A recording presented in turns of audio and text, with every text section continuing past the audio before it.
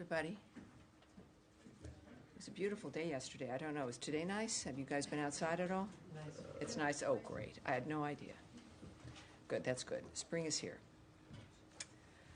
All righty. Obviously, a few announcements here at the top. Busy day. I think I can answer some questions for you. I'm going to do my best. So thank you for being here. And good afternoon, everyone. On this Holy Thursday, the day before Good Friday, I want to thank you, extend warm wishes to Christians around the world who are observing this sacred time. May it be one of reflection and peace for all who celebrate. And once again, someone's phone rings. Once again, Secretary Marco Rubio, Ambassador Steve Witkoff, and their teams have left the comfort of their homes to once again work to end the carnage that is unfolding in the Russia-Ukraine conflict, hoping to again bring peace to the families across that region who one day themselves may be able to enjoy the comfort of their homes as well. President Donald Trump has been clear. This madness has to come to an end quickly and completely. During his recent visit to NATO, Secretary Rubio also noted that the time for peace is now, not in months or years. It is now. He stated specifically that just 2 weeks ago that it would be a matter of weeks when we would be able to know if Russia was serious about wanting to end this catastrophe. And now the civilized world waits to see if Russia is indeed serious. President Trump has committed his administration to peace and a future that everyone can count on. His vision and demand for an end to the hostilities remains a North Star for Secretary Rubio, Ambassador Witkoff, Special Presidential Envoy for Ukraine, Keith Kellogg, and so many others who are determined to make clear to everyone around the world that the Russia-Ukraine war would never have happened if President Trump had been president at the time. Now he remains committed to reversing the disaster that has unfolded. To that end, Secretary of State Marco Rubio, Ambassador Steve Witkoff, and Special Presidential Envoy for Ukraine, Keith Kellogg, are in Paris today with a clear motivation to find a path forward to end the Russia-Ukraine war in order to stop the bloodshed. The visit, which includes meetings with European partners, aims to advance the shared interests and restore stability to the region. The Secretary will also be talking to partners about our shared commitment to ensuring that Iran never develops or obtains a nuclear weapon. These efforts are rooted in common sense and a firm belief that American strength and decisive leadership can reshape the world for the better. And now turning to the news of the week, because there is more. I know, everyone's surprised. Today, the United States sanctioned the International Bank of Yemen for its financial support of the Houthis, as well as key leaders or officials of that bank. The United States is committed to disrupting the Houthi financial networks and banking access as part of our whole-of-government approach to eliminating Iran's threat network. Moreover, we can confirm the reporting that Changguang Satellite Technology Company Limited is directly supporting Iran-backed Houthi terrorist attacks on U.S. interests. Their actions and Beijing's support of the company, even after our private engagements with them, is yet another example of China's empty claims to support peace. We urge our partners to judge the Chinese Communist Party and Chinese companies on their actions, not their empty words. Restoring freedom of navigation in the Red Sea is a priority to President Trump. Beijing should take this priority seriously when considering any future support of CGSTL. The United States will not tolerate anyone providing support to foreign terrorist organizations such as the Houthis. Now, as part of President Trump's unwavering defense of free speech, Secretary Rubio has permanently shut down the State Department's Counter-Foreign Information Manipulation and Interference Office, formerly the Global Engagement Center. As Secretary Rubio stated, over the past half-decade, bodies like GEC have called by our own governing ruling class nearly destroyed America's long free speech history. We have launched a sweeping transparency initiative. The American people deserve answers, and we intend to deliver them. Most of you will recall, of course, the effort to censor Americans using certain entities here in the government, including that one here at the State Department. Now, turning to the budget, we continue to review the department's global posture and programs to ensure that they serve U.S. interests in a rapidly evolving world. Our foreign policy is grounded in delivering results that make our nation safer, stronger, and more prosperous. And as the Office of Management and Budget, the OMB, has already stated, the funding decisions will be detailed in the President's budget request, which will be transmitted to Congress in due course. And I will not get ahead of that process today, just not that any of you would have asked. But I look forward to detailing more as we receive it. With that, I welcome your questions, all of them which I may not be able to even answer, or I will answer them. Matt Lee. Thank you, Tammy. And I am going to have to leave in 12 minutes because I got to get to the airport. Oh darn! So I should have later today. Then so when I walk out, I'm not leaving in protest. I would never suggest that. It's more so fun to stay. I just want to ask you about what you said about the talks in Paris. Yes. Is there any more detail that you can provide? And when you say that the civilized world waits to see if Russia will be serious, are you suggesting that Russia is not part of the civilized world? Well, I guess we're waiting to see for a minute, and I suppose clearly, so we're not sure if I think Russia is clearly civilized? Russia has an interest in being part of the civilized world, as we all do, and we take actions that make it easy and appropriate for us to do business with and to be embraced by countries that think accordingly, that peace matters. I think that matters to everyone, and that in part, of course, affects the choices we make. So, okay, so do you have anything more that you can share about what happened I can tell what you. is happening, I guess? Yes. Still? Now, what I can note, of course, is regarding the other meeting that we expect, and I can confirm that it will be Saturday and in Rome. So that is confirmed for those. I'm sorry, ma'am? Sorry, the Almani just said it's going to be in Rome. Yes, it's going to be in Rome. Yeah. It's going to be in Rome on Saturday. Good, so many Yeah, of but us are saying. Secretary Rubio is not going to be there, so I'm not asking about that. I'm asking about Ukraine. Oh, so I'm you asking know about that. Ukraine. That's really, thank you very much. Sorry. You're asking about I'm asking about the talks in Paris today. Uh-huh. I'm just wondering if Well, you they have are any more. ongoing as we sit here. Okay. Yeah, they're All right, ongoing. so They're, I think also there's one element where Iran, in fact, was discussed as well with the people who are attending. So as we are expecting certain reports on what the meetings have been, so we will have more to say the least. And hopefully by, I think, tomorrow morning, very early, perhaps Eastern time, we may even have some remarks by the Secretary. But all of this, as I've seen on at these kinds of situations and gatherings, that things change quickly, and that may even be the case now. So I hesitate to go more into what we may see and when we may see it, only based on the fact that, of course, that's going to be determined by what happens on the ground. thank you. All right, and I have to go. See you. Hi, Matt. All right. Yes, Andrea Mitchell. Hi, thank you very much, Tammy. Let me follow up on the Saturday meeting. Yes. Because when they left the last meetings, initially Ambassador Witkoff said that the U.S. would agree to no dismantling, but then it was clarified. Would agree to what? I'm sorry.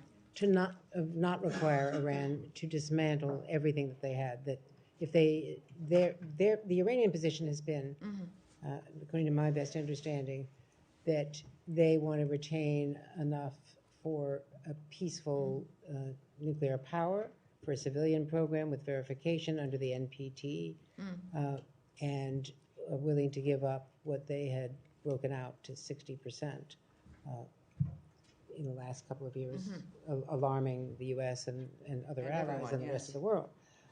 But the position now is that they are saying a apparently, that they will not totally dismantle any nuclear program. Is the U.S. position that they have to dismantle even what could be verifiably proved to be a peaceful, low-level enrichment of nuclear power? And I had one other question to ask you. Let me answer that one while it's Let me fresh, ask- and then I will definitely stay with you. I'm not going to. I won't scoot. I promise.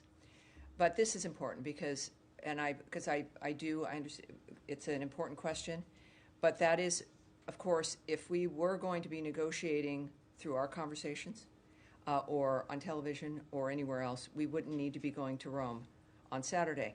Those are issues that I suppose some would want to have be in the media or discussed publicly, but that's not the nature of what the negotiations are. That's not a reflection. But the of U.S. what will- position has been that they have to totally dismantle. Is that still the U.S. position? That's been the public position of the president. Right. The bright red line is that Iran will not have a nuclear weapon. That is unacceptable. That's been President Trump's statement from the start. Now, one could ask if you need enriched uranium at 60% for a peaceful program.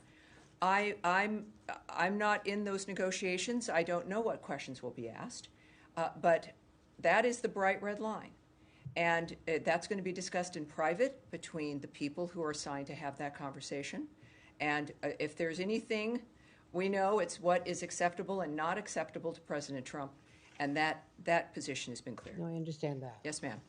But at a much lower level, something 5% plus, the question was whether they have to give up all uranium, which And has been the if official we were in US Rome position. and having lunch, we We'd could be have a much happier, conversation. wouldn't we? I will certainly will not at all presume what diplomatic conversations or now what might be negotiations. I'm not going to presume about them or comment or have an opinion. You had a second part. This is the second. Yes, ma'am. Second issue. There has been an attempted hijacking on an airplane internally in Belize, Tropic Air, and it involved an alleged hijacker who was a U.S. citizen who, according to law enforcement reports down there, was fatally shot on a confrontation with police. He's been identified as a U.S. citizen and a passport holder. Does the State Department have anything on this? Not yet. We watched that unfold, I think, as everyone else did. Horrifying. We are grateful, I think all of us are, that did not turn into a mass casualty event with, I believe, over a dozen people on the plane. Clearly, we know a few details. We don't know much more. But as I was actually working on the briefing, that came across my timeline. It came across yours, and it's terrifying. But thank God we don't know about injuries or any other details, so I certainly can't comment. But it seems like there was obviously effective law enforcement on the ground, and that's all I have for you now. But obviously we're watching it as well. Thank you. All right. Yes, Humaira. Hi, Tammy. Thank you. Uh-huh. Back to your comments a moment ago that Matt also picked up. The civilized world waits to see if Russia is serious. So we're just trying to understand what exactly is the United States waiting, given Russia rejected President Trump's proposal. What exactly are the metrics here? And given Secretary said, we will see in weeks. Like, what are you waiting to see? And is the administration starting to put together a plan B if it becomes clear to the administration that Russia is not serious? Well, obviously, I can't talk about the specifics of what the president has said to other people or what those decision lines are. We do know that, and also I would say I would push back a bit on your contention that the Russians have rejected something. Again, that's based on perhaps what you've observed and what others have observed. I don't know what the conversations are, what's been stated between any of the parties. So we can't go there. But what we do know, and what the Secretary has said often and what the President says, is that we are going to judge people based on their actions, not their words. And that is a universal standard that we will be using. And I think that's important. As far as the metrics, those, again, that's why you go and you meet people face to face, or you have conversations, and that's what we're doing. That's an important dynamic of determining, as many people have argued, about whether or not, who's serious, who isn't serious. And we've seen the actions that our friends, the Ukrainians, have taken, which is a commitment to a full ceasefire.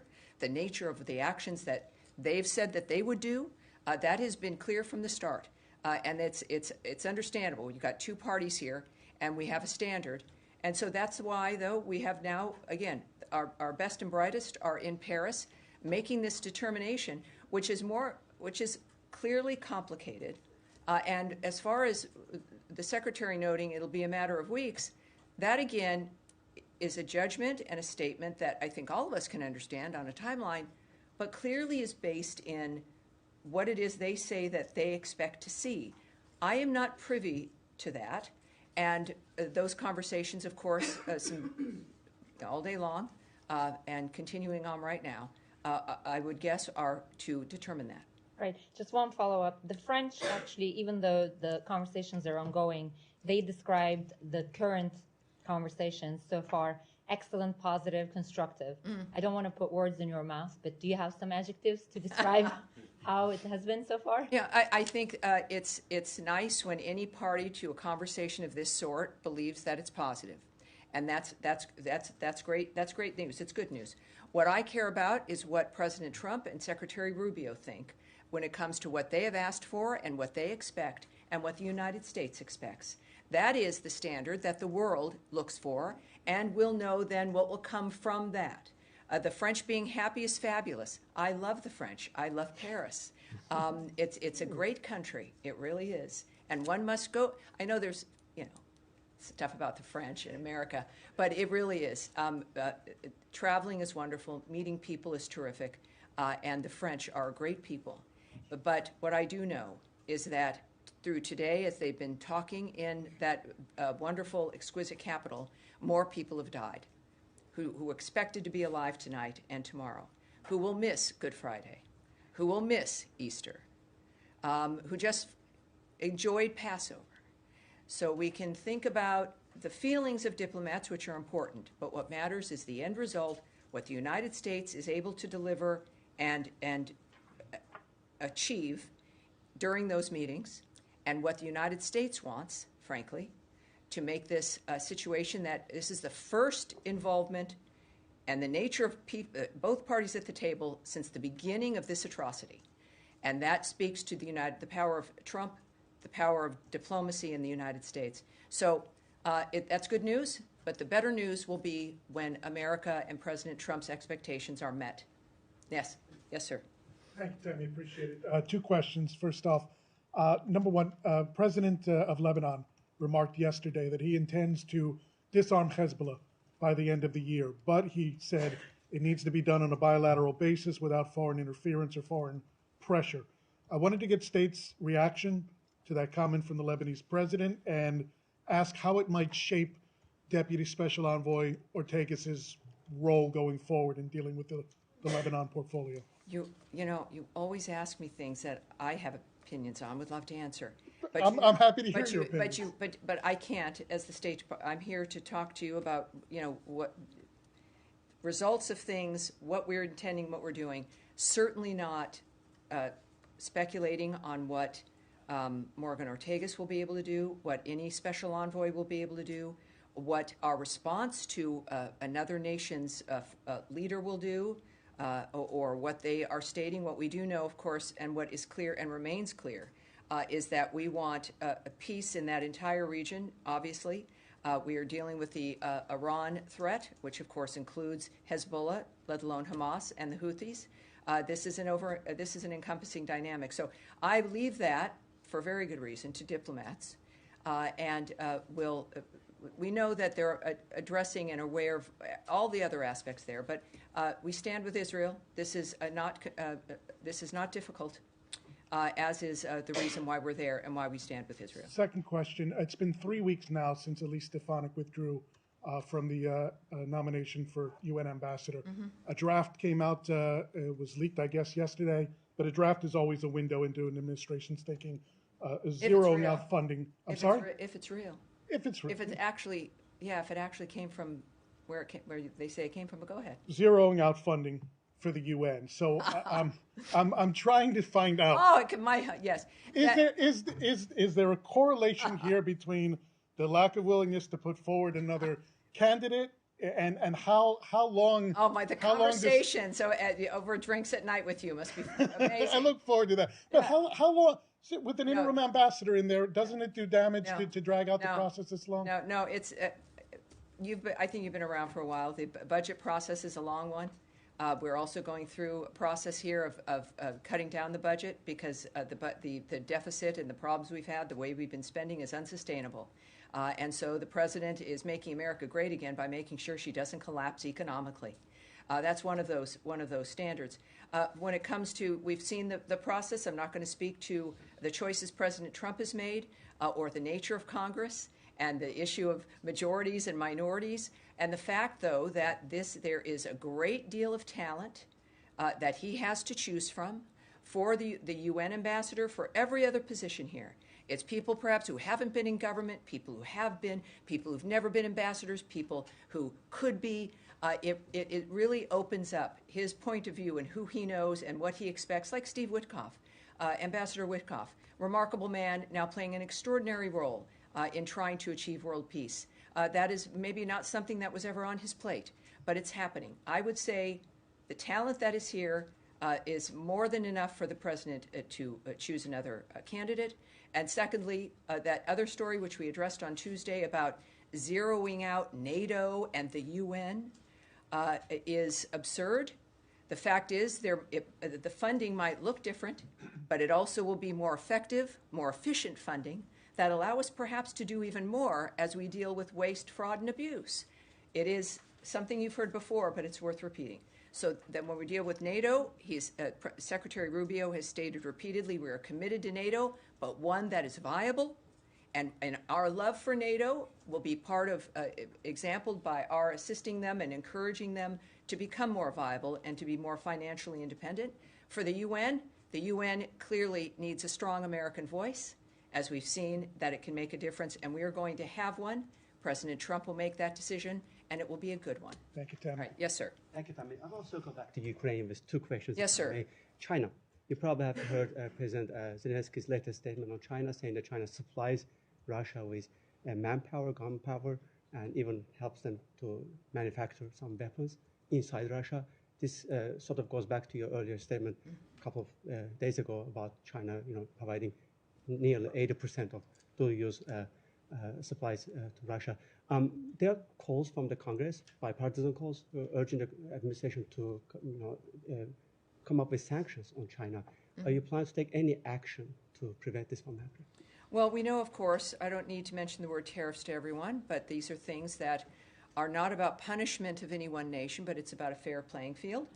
And that's relevant, certainly proving that President Trump not only isn't shy about engaging with China, he's not shy about engaging with anyone. And that's one thing the American people know.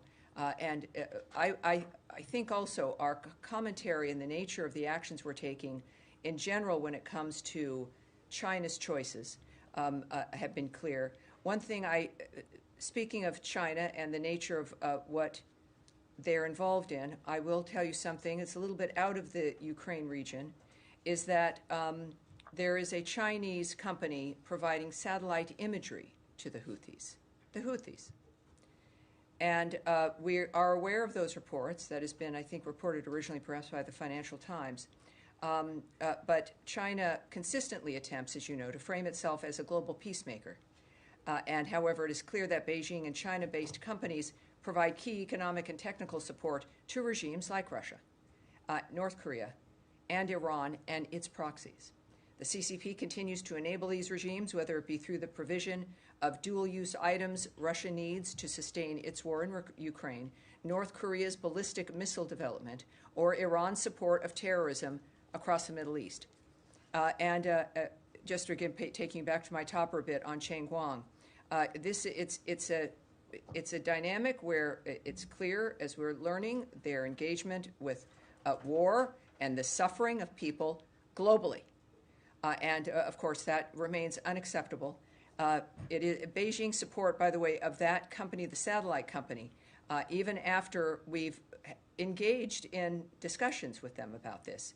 The fact that they continue to do this is unacceptable, certainly contradicts their claims of being peace supporters, and we urge our partners to judge the CCP and Chinese companies, again, on their actions and not their words. And my second Right. question, Yes, right. second question, Right. if I may, also go back to Sumi. You made your comments about it last time. Yes. I was hoping you could help us clarify either kill or keep alive reports that U.S. has blocked a G7 unified response to Sumi. I'm confused because we have seen the secretary's statement, the president's statement. They were very clear about that. The reports suggest that you have been doing it because you want to refrain from quote unquote angering Russia. Well, again, I understand that we all see a lot of things written. It's perhaps your colleagues, people you know, but the world does not run on the guesswork or the conspiracy theories that show up in newspapers and magazines. It's clear to the world that was a horrible strike, but also the notion of me engaging in discussing what our private diplomatic conversations might be is not going to happen. But we also know that because you don't hear about our reaction, because we're not going to engage in this public dynamic, doesn't mean that things aren't happening. So we clearly don't run foreign policy based on whatever new conspiracy theory or supposition that's coming up in a magazine about what we're doing or why we're doing it or why we're not doing it. That's not going to happen. Eventually, maybe not as quickly as some would like, people do find out what the results are. So that's as much as I'll say about that particular report. Yes, ma'am. Two quick questions. The French have said there will be additional conversations next week in London on Ukraine. Will the Secretary attend those? I've heard about that statement, and I can't say right now about what those specifics are or what the Secretary's actions will be. But stay tuned. Obviously, these are important meetings, but as the Secretary has noted, we aren't going to be having meetings about meetings. All right? Sorry, one more. Oh, yes, one more. Of course. On the case of Mohsen Medlani, the Columbia student whose visa has been revoked, the New York Times has a report that Secretary Rubio put out a memo saying that his activities could, quote, potentially undermine the Middle East peace process. Can you confirm that's a legitimate memo, and how would his activities undermine? No, I won't. I won't confirm or discuss or deny about a memo like that. And when it comes to, as you know, all of these, and I know sometimes it's not exciting, but it's true, is that we do have a standard about not talking about individual visa dynamics, including with that individual. No, I won't talk about that memo. Yes, ma'am. Thanks, Tammy. A short while ago, the president said that the mineral deal with Ukraine would be signed next Thursday. Just wondering if you have any more details to offer about that, and can you say whether that was a topic of discussion in Paris today with the secretary? You know, I don't know, and even if I did, I wouldn't talk about the specifics of what that conversation would be. What I've said before, and it's still true, of course, is that there are no conversations that will happen regarding arrangements for things that are related to the ceasefire talks, right? I mean, we've had, for the first time, we've been able to talk with Russia regarding diplomatic relations and the nature of how we're able to connect with each other. And that's not at all related to the ceasefire dynamic. Well, I can't comment on where that deal stands. What I will say is that negotiations are ongoing. But again, it's not related to, obviously, the effort regarding ending those hostilities. On April 11th and 12th, U.S. and Ukraine technical teams conducted constructive negotiations on the proposed Reconstruction Investment Fund. We will we have agreed to continue those discussions to finalize the agreement as soon as possible. This fund will help provide economic guarantees as we look to bring this conflict to a peaceful end. So you are going to be hearing about the investment fund, and we'll see what that contains as things go on. But those are active negotiations at this point. Yes, sir. Thank you very much. Just going back to Iran for a moment. Can you tell me where you're from, sir? Tom Watkins with The National. Excellent. Welcome aboard. Thank you very much. President Trump on Monday said Tehran was tapping us along, suggesting a sense of impatience with the pace of talks. Can you talk about that, if there's a sense of time running out? And staying on Iran, several reports this week pertaining to US discussions with Yemeni factions or Yemeni forces about a potential land offensive against the Houthis. Can you tell us anything about those discussions? Yes, I was asked, I believe, on Tuesday about the reports about what what's happening on the ground there versus the Houthis, which is not something we're involved in, of course, so I can't speak to what the plans are or what battle plans or attacks against the Houthis by other individuals or other governments or regimes. So those discussions aren't taking place? Those conversations aren't happening? The conversations about... With the Yemeni, between the US and Yemeni factions that are against the Houthis? Well, again, I just said how I'm the spokesperson for the U.S. State Department. I can't speak to and wouldn't about what Yemen may or may not be saying to the Houthis or anyone else. But your first question was about President Trump's, what you perceived as irritation about the pace of negotiations. Well, throughout this process, it's clear that they expect swift answers. Again, there will be no meetings about meetings. It will not be months or years for answers. I see you, sir. It's a matter of weeks, right? This is about life and death, and that's how we view it. I would say that, though, there remains a commitment. President Trump clearly, as the United States, could take many actions against people who threaten this country, and we choose not to. I think that speaks volumes. And the commitment to speak with entities that have threatened us repeatedly, that have an interest in threatening us, or who've done things that have been appalling. And yet, the first issue, in order to stop that, without resorting to more violence, which sometimes has had to happen, is to sit down and talk and find an answer. But it's not, again, none of these individuals are prepared to have it be that the answer is the search, right? That the effort and the thing that we do is the trying. It has to be a result. And I think that's what Trump is exhibiting here, is that it's not going to be about trying or meeting after meeting. There's answers that you can say yes or no to and get it done, and that's what he as a president expects. As a businessman, he expected that, and as a president, he expected it. Yes, in the back there, sir. Thank you very much. And Nadia, right after him. Thank you. What did Victoria Taylor discuss in her meeting with senior Kurdish leaders in her visit to Kurdistan? Good question. I don't have the answer to that, but we're going to get it. May we? Thank you, ma'am. I'll get that for you. Nadia, go ahead, please. Yes, of course. One follow-up. We're also busy. We are. One follow-up on the Iran question. Assuming that these talks is going to take place on Saturday in Rome. Yes. What will the United States want to see that you can describe it as successful? So, as a measuring stick, you will say that we entered this negotiation and therefore we consider him successful. What exactly is I don't make that decision about what that's going to be when it comes to the negotiators who are at that table. The president, again, has a bright line. They will not have a nuclear weapon. How that is determined is going to be the people at the table. Okay. All right. One question one on more. Gaza quickly. You know, the situation for the children in Gaza is described as hell on earth. 7 weeks, no food is getting in. Do you think that Israel should allow humanitarian aid to get to women and children in Gaza, regardless if there is negotiation or progress with Hamas on the hostage? Yes, there's, and it comes up all the time for a good reason, because it's a serious issue, and we all care about it. We also know that it is a zone where there's still fighting, where there's, we have just the other day, we had Hamas say that they suddenly don't know where Yadon Alexander is. It is a remarkable dynamic. It's horrible. Everything that we do, though, is to affect exactly what you mentioned, which is saving the lives of everyone, certainly men as well, and women and children. It is to stop this so that this is not an issue for people. That's why we do everything.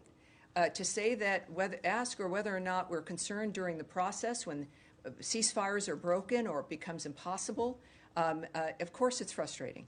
It's not what any of us want, let alone the people who go there and are negotiating all the time. It is the thing that drives our desire for peace as human beings, and yet, you know, we can't quit because it gets stopped or frustrated, and it is a reminder about why that horrible situation has to end, why the Ukraine-Russia situation has to end, as we, you know, are here in a comfortable environment and go home to our families. That seems to be a luxury these days, but to not take it for granted. So, of course, that is the goal, is to get that fixed, and it's a goal we work toward every day. Yes, ma'am. I didn't get you last time. Welcome back. Yes, thank you, Tama. So today I was watching the briefing with the special senior advisor of President Trump, Mr. Mossad Balos. He just returned from his trip to Africa. He visited DRC. Yes, he did. And he shared some of the meetings that he had with some presidents in this region. So I want to hear from you. He mentioned about discussion of these mineral deals between United States and DRC, but the main purpose of the main interesting of the DRC is the peace that they are looking for in the region. It's what we all want. So can everywhere. you share with us how confident Trump's administration is that this time finally there will be peace for Congolese people, because until today there is people dying in the region? Well, the president is obviously a confident man. He has an apparatus at his hands that he can try to make things work, and he's confident enough to. He's a great deal maker. He's accessible. He's transparent. So in general, what he does, he's confident. But I can tell people a little bit about this dynamic, and I like that you asked, because a lot of people don't ask about Africa in certain senses, and certainly the DRC. But the senior advisor, Boulos, for those of you who don't know, Boulos, he traveled along with the Deputy Secretary for State of African Affairs, Sanders, traveled to the Democratic Republic of the Congo, Kenya, Uganda, and Rwanda this month to meet with heads of state and business leaders to advance efforts for durable peace in Eastern Democratic Republic of the Congo and to promote U.S. private sector investment in the region. Economic prosperity will not happen without security. We reiterate that there is no military solution to the crisis in the eastern DRC. We want to see a lasting peace in that region, which lays the foundation for a thriving regional economy.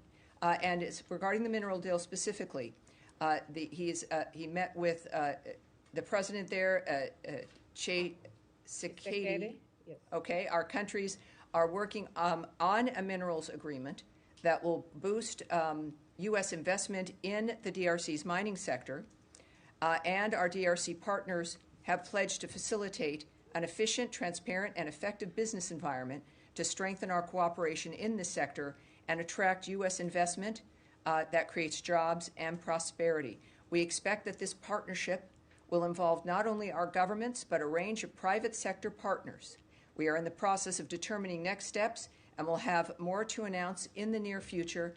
And as we've said, when it comes to financial investment funds or otherwise, is that when a country has the United States as a partner and private American companies invested in the region, not only is it about jobs and hope for the future, but it also is a signal to the region that there is more strength for that nation. So he also commented that the United States will fully, the Trump administration will fully support the Lobito Corridor project. Yes. Can you share with us, because he mentioned also he's planning to travel to Angola? Well, you know, it's I can't speak on what their president said or what President. No, he Trump mentioned this administration will fully support. I'm sure he said that. I don't doubt that he said that.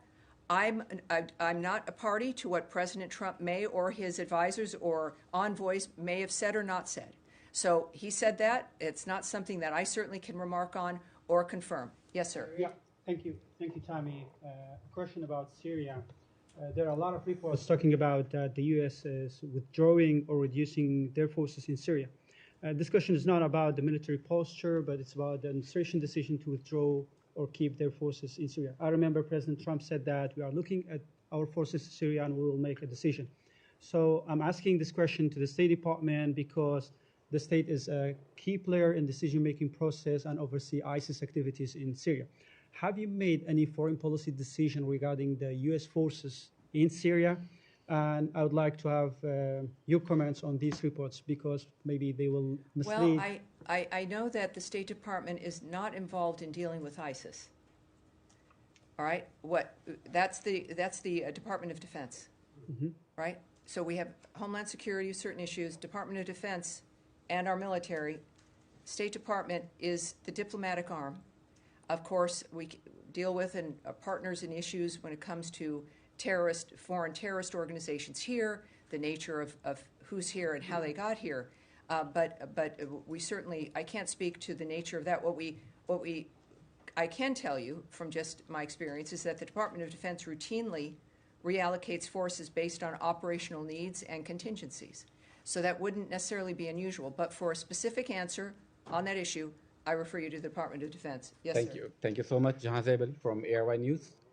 President Trump's foreign policy like peace through strength, bringing the world together, many analysts believe that it is because of this administration policies that we see more opportunities for peace in Middle East and in Russia. I hope so. President Trump also made it clear that he has zero tolerance for terrorism. So when we can expect some like military actions against terrorist networks in Afghanistan like we have seen in Yemen, because those terrorists are using American weapons left by Biden administration against neighboring countries like Pakistan. Yes, you're seeing the breadth of what we're doing regarding and the tools we're using to deal with terrorist networks. That's been clear, I think, in every briefing. When it comes to Iran, I certainly can't speak to the nature of our choices when it comes to that country, but it's a worldwide effort. It's in both hemispheres, and in part, this is what addresses, of course, our desire to make sure that NATO is strong and reaffirming our commitment to NATO because of that area. But we also, of course, as the United States, have to deal with other areas and other major regions and the entire globe. So it is worldwide. In that particular instance, I can't give you any specifics. Yes, Eric, go ahead. Yes, Tammy, thank you for the question. I wanted to ask you, we saw a short time ago today President Zelensky speaking with reporters in Kiev and accusing China of supplying weapons to Russia and saying that he will present detailed evidence next week. Does the U.S. have a similar assessment of China's role directly in weapons, not just technology, but actual arms support for Russia? Well, the specifics of their support, which I've spoken about a great deal when it comes to Russia and this war, as well as I've mentioned a few times here in this briefing, their support of Iran and particularly the Houthis. I'm not going to get into the specifics of what sectors that is in, but I think we've been very clear about our concern regarding China. Yes, ma'am. Thank you very much, Tammy. A quick one on Iran. Secretary Rubio spoke with his Turkish counterpart, Hakan Fidan, on Monday over the phone, and they discussed threats posed by Iran, among other issues. This is according to the State Department readout. Can you elaborate? It probably was sent out by me, as a matter of fact. I don't know. Yes. Yeah, can you elaborate on the role Turkey is playing or could play? Oh, no, I can't. I can't, but it's a good question. What I can say is that all of our partners and allies, it is a remarkable thing to watch with all the bad guys that are out there doing things to people, horrible things. There's a lot of countries working together. It is remarkable to see the global engagement framework that exists. I'm going to sound like a hippie here, but it's beautiful. It's a beautiful thing to see, and it's why we should have hope. You don't see that so much because it's quiet. We see the horrible things that emerge, but it is a remarkable network of human beings from a vast array of countries